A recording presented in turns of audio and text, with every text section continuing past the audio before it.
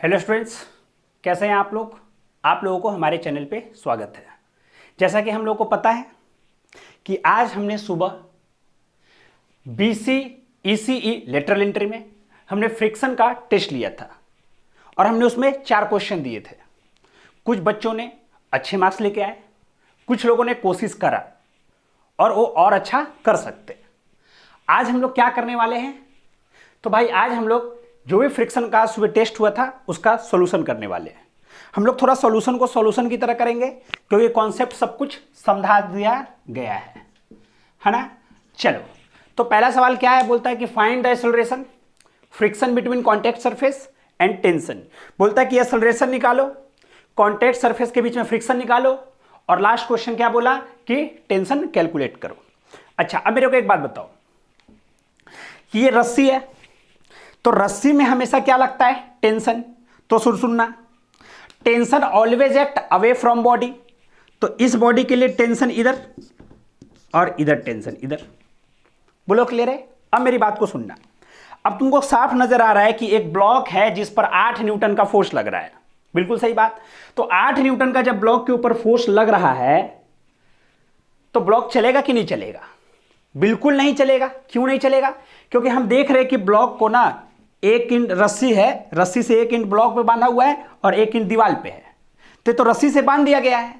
अब ब्लॉक तो भाई उसी समय चलेगा जब ये रस्सी टूटेगा, और हम ऐसा मान के चलते हैं कि रस्सी कभी भी मैकेनिक्स में टूटता नहीं है ना। इसका मतलब रस्सी टूटेगा नहीं तो ये आगे जाएगा नहीं, ना ही रस्सी टूट सकता है, ना ही रस्सी फैल सकता है। इसका मतलब ये थोड़ा सा भी आगे नहीं चलेगा। जब नहीं चलेगा तो आ जाओ सवाल। अब देखेंगे कि इस ब्लॉक को कौन नहीं चलने दे रहा है। तो 2 लोग हैं जो ब्लॉक को नहीं चलने दे रहा है। कौन कौन? एक तो यहां का फ्रिक्शन। अरे फ्रिक्शन तो भी रोकेगा ना ब्लॉक को चलने से, क्योंकि फ्रिक्शन का काम ही है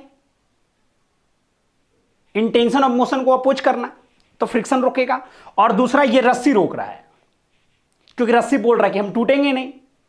तो इसका मतलब 2 लोग, एक फ्रिक्शनल फोर्स और एक रस्सी में जो फोर्स लग रहा है, मतलब कि टेंशन। बोलो क्लियर है। तो अब हम लोग फ्री बॉडी डायग्राम बनाते हैं। सुनना अच्छे से, किसका? ब्लॉक का। अब देखो एकदम अच्छे से देखना, ये है ब्लॉक 5 0.5 kg, इस पर लगा 8 न्यूटन का। अच्छा एक बात सोचना अच्छे से, ब्लॉक पे लग रहा है 8 न्यूटन का फोर्स। अब मेरे को एक बात बताओ कि मैक्सिमम फ्रिक्शन कितना लग सकता है। कितना लगेगा ये हम नहीं पूछ रहे, कितना लग सकता है। तो हमको साफ नजर आ रहा है कि वेट इसका नीचे की तरफ 5 न्यूटन, तो नॉर्मल ऊपर की तरफ n। तो हम लोग साफ लिख सकते हैं कि म्यू है 0.5 और नॉर्मल आया 5, तो आंसर हो गया 2.5 न्यूटन। तो ये इतना फोर्स लग सकता है। कौन? फ्रिक्शन लगा सकता है। अब देखते हैं, तो फोर्स लग रहा है 8 न्यूटन। तो जब 8 न्यूटन फोर्स लग रहा है तो पहले तो फ्रिक्शन पूरा जान झरोक देगा रोकने के लिए, तो इसका औकात ही कितना है? 2.5, तो पूरा का पूरा 2.5 लगा दिया है ना। अब सुनना, अब जो 2.5 लगा दिया, लेकिन अभी भी इसके पास कितना ज्यादा फोर्स है। इसका 8 न्यूटन जो फोर्स तुम लगाए थे उसमें से 2.5 कौन खा गया? फ्रिक्शन। तो अब फोर्स कितना बचा? तो 5.5। अब चूंकि हमको पता है कि फोर्स 5.5 है और ये ब्लॉक नहीं चलेगा, इसका मतलब बचा हुआ जो फोर्स है वो कौन खा जाएगा? तो टेंशन। तो T is equal to 5.5 newton. क्योंकि हम देख रहे हैं तो इस बॉडी का डायग्राम, फ्री बॉडी डायग्राम ऐसा ही देखो, उधर फोर्स 8 न्यूटन, इधर टेंशन 5.5। बोलो क्लियर है। फ्रिक्शन इस साइड। अब देखेंगे अच्छे से और देखेंगे सॉल्यूशन। हमको पता है कि एक्सेलरेशन 0 होगा क्योंकि ब्लॉक चल नहीं सकता है। अच्छा, जब ब्लॉक नहीं चल सकता है इसका मतलब ब्लॉक पर लगने वाला नेट फोर्स 0 होना चाहिए। बिल्कुल, तो वही चीज तो कराया, नेट फोर्स 0। देखना 8 न्यूटन फोर्स जिसमें से 2.5 न्यूटन फ्रिक्शन खा गया, तो बचा हुआ फोर्स टेंशन खा जाएगा। अच्छा, तो अब मेरे को पता चल गया कि फ्रिक्शन कितना है 2.5 और टेंशन कितना है 5.5 न्यूटन। बोलो क्लियर एकदम अच्छे से। चलो दूसरा सवाल करते हैं, आ जाओ। चलो आ जाओ, क्वेश्चन नंबर 2। क्वेश्चन नंबर 2 में फिर से देखते हैं। बोलता है कि find the acceleration friction between contact surface और टेंशन, मतलब आपको सब कुछ निकालना है, मतलब कि कॉन्टैक्ट सरफेस के बीच में फ्रिक्शन, मतलब यहाँ भी कॉन्टैक्ट सरफेस और यहाँ भी कॉन्टैक्ट, मतलब दो जगह फ्रिक्शन, टेंशन निकालना है और दोनों ब्लॉक का एक्सेलरेशन निकालना है। आ जाओ पहले तो सवाल को देखते हैं और एक काम करते हैं, है ना। स्टेप नंबर 1 आप लोग को याद होगा, सबसे पहले क्या करें तो ब्लॉक लेंगे और ब्लॉक बना दे। देखेंगे इधर लगा 35 न्यूटन, इधर लगा 11 न्यूटन। अच्छा, एक का 3 kg, एक का 7 kg। अच्छा अब एक बात बताओ, यहां पर मैक्सिमम फ्रिक्शन कितना लग सकता है, इस वाले सरफेस पे मैक्सिमम फ्रिक्शन कितना लग सकता है, तो 30 × 0.5, मतलब कि यहां पर मैक्सिमम फ्रिक्शन कितना लग सकता है 15, और यहां पर मैक्सिमम फ्रिक्शन कितना लग सकता है देखेंगे तो 70 × 0.3, मतलब कि 21। तो चलो ये भी पता चल गया, तो चलो यहां पर लिख दिए 21 न्यूटन, और ये 15 न्यूटन फ्रिक्शन लग सकता है। कितना लगेगा हमको नहीं मालूम है, पहला स्टेप खत्म। चलो आ जाओ दूसरे स्टेप पे। अब हम लोग पूरे बॉडी को एक मान लेंगे, मतलब पूरे सिस्टम को एक मान लेंगे, इसको और इसको दोनों मिला के। तो देखेंगे कि 10 किलो हो गया इसका मास, 7 और 3 10। अच्छा देखो तो नेट फोर्स कितना हो गया, तो नेट फोर्स हो गया 24, क्योंकि 35 उधर और 11 इधर, तो नेट फोर्स कितना हो गया 24। अच्छा अब सुनना, अब हमको पता है कि जो तुम्हारा चलाने वाला नेट फोर्स है वो कितना है 24, और वह चलाने वाला जो नेट फोर्स है वह रोकने वाले नेट फोर्स से कम है, क्योंकि रोकने वाला नेट फोर्स कौन, फ्रिक्शन। तो फ्रिक्शन कितना 21 और 15 36, मतलब कि एफ मैक्सिमम कितना है 36, जो कि नेट है। जैसे ही पता चल गया कि भाई चलाने वाला फोर्स 24 ही है और रोकने के लिए रोका जा सकता है कितना फोर्स तक, 36 फोर्स तक, लेकिन तुम्हारा तो फोर्स तो लग रहा है 24 ही, इसका मतलब चलेगा नहीं, क्योंकि चलाने वाला फोर्स कम है, तो इसका मतलब नहीं चलेगा। तो कौन नहीं चलेगा, तो दोनों नहीं चलेगा। तो 3 किलो का एक्सेलरेशन और 7 kg का एक्सेलरेशन, दोनों का एक्सेलरेशन कितना है 0 है। बोलो क्लियर है, क्योंकि जब ये चलेगा तो रस्सी से बंधा हुआ है, तब ये भी चलेगा। ऐसा थोड़ी है कि एक जन चलेगा और एक जन नहीं चलेगा, क्योंकि रस्सी तो टूट नहीं सकती है। चलो तो एक्सेलरेशन पता चल गया। तीसरा स्टेप फिर से बनाने का है फोटो।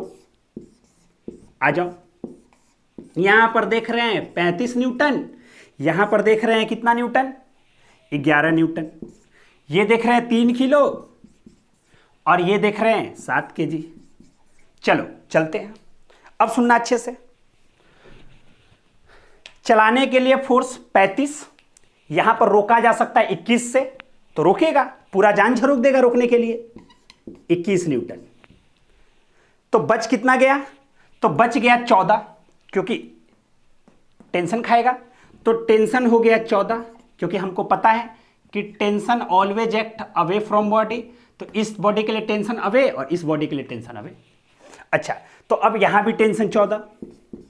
अब देखते हैं कि इन दोनों का नेट फोर्स कितना 3, यहां पर फ्रिक्शन है कितना, अच्छा 15 तक लग सकता है, लेकिन यहां पर देख रहे हैं हम लोग कि इतने का नेट फोर्स कितना है 3, तो 3 ही ना नेट फोर्स है, लेकिन रोकने के लिए कितना फोर्स 15 फोर्स, इसका मतलब रोक लेगा।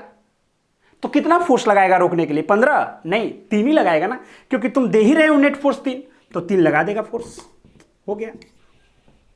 तो इसका मतलब अब क्या बात समझ में आया, तो यहां से ये बात समझ में आया कि सुनना, फ्रिक्शन 3 kg वाले के पास 3 है, फ्रिक्शन 7 kg के पास 21 है न्यूटन में, है ना, और टेंशन जो है वह कितना है 14 है। सवाल खत्म, एक्सेलरेशन भी पता चल गया, सब कुछ पता चल गया, है ना। आ जाओ नेक्स्ट क्वेश्चन करते हैं, क्वेश्चन नंबर 3। क्वेश्चन नंबर 3 देखते हैं और 3 का सॉल्यूशन करते हैं। सवाल वही है, आपको एक्सेलरेशन निकालना है, आपको फ्रिक्शन निकालना है कॉन्टैक्ट सरफेस के बीच में, और आपको टेंशन निकालना है। लेकिन ये ना क्वेश्चन, इसको हम लोग बोलते हैं, ये है क्वेश्चन डराने वाला क्वेश्चन, इसका नाम ही है डरावना क्वेश्चन, लेकिन इससे डरना वरना नहीं है। क्यों नहीं डरना है, इसको समझने की कोशिश करते हैं। एक बात अच्छे से देख, आपको नजर आ रहा होगा कि कुछ इस टाइप का बना हुआ है, बोलो क्लियर है। अच्छा देखना अच्छे से, ये है 37 डिग्री और ये है 53 डिग्री। बोले इसमें कोई कष्ट नहीं है। अच्छा, यहां पर एक लगा हुआ है पुली और ये है एक ब्लॉक जिससे कनेक्टेड है यहां पर, और यही रस्सी एक इधर गया हुआ है और यहां पर भी कनेक्टेड है एक ब्लॉक। बोले इसमें कोई कष्ट नहीं बा। अच्छा, अगर हम लोग देख पा रहे हैं तो ये है 5 किलो। तो अगर तुम ये बात देखने आ गए तो तुम ये बात समझ गए कि mg हो गया 50 न्यूटन, तो इसका ये कंपोनेंट हो गया, अच्छे से सुनना, 50 cos 37, मतलब कि 50 गुना 4/5, मतलब कि 40। अच्छा, इसका ये कंपोनेंट हो गया, अच्छे से सुनना, 50 sin 37, और sin 37 का मान हम 3/5 जानते हैं, मतलब कि ये हो गया 30। sin 37 3/5। उसी प्रकार से हम लोग यहां पर देखते हैं। अच्छा, ये हो गया नॉर्मल, ये हो गया नॉर्मल। अच्छा, उसी प्रकार से अब उसका देखते हैं हम, उसी प्रकार से उस वाले ब्लॉक का देखते हैं। तो ये भी है 5 किलो, है कि नहीं? तो इसका ये कंपोनेंट भी कितना हो गया 50, और ये कंपोनेंट कितना हो गया बोलना, तो ये कंपोनेंट हो गया 50 cos 53, और cos 53 का मान होता है 3/5। cos 53 का मान होता है 3/5, मतलब कि 30, और ये कंपोनेंट हो गया 50 sin 53, और sin 53 का मान होता है 4/5, मतलब कि 40। अब पूरा सिस्टम को अच्छे से देखो और एक मेरे को बात बताओ, एक मेरे को अच्छे से बात बताना। तो इस सरफेस पर जो मैक्सिमम फ्रिक्शन हो सकता है कहां पर, सुनना, एफ मैक्सिमम लेफ्ट वाले पर, लेफ्ट वाले पर जो एफ मैक्सिमम हो सकता है सो सुना कितना, तो नॉर्मल 40, नॉर्मल कितना है 40, और कोफिशिएंट ऑफ फ्रिक्शन यहां का कितना है 0.5, मतलब कि 0.5 इंटू 40, मतलब कि 20। अच्छा, और जो मैक्सिमम फ्रिक्शन हो सकता है कितने, किस वाले पे, राइट वाले पे, वो कितना हो सकता है, तो सुनना 0.5 गुना 30, मतलब कि 15। कोई दिक्कत, सवाल खत्म, सवाल खत्म। अब कुछ मत करो। अब तुम एक बात देखो, या तो ब्लॉक चलेगा इधर या तो ब्लॉक चलेगा इधर।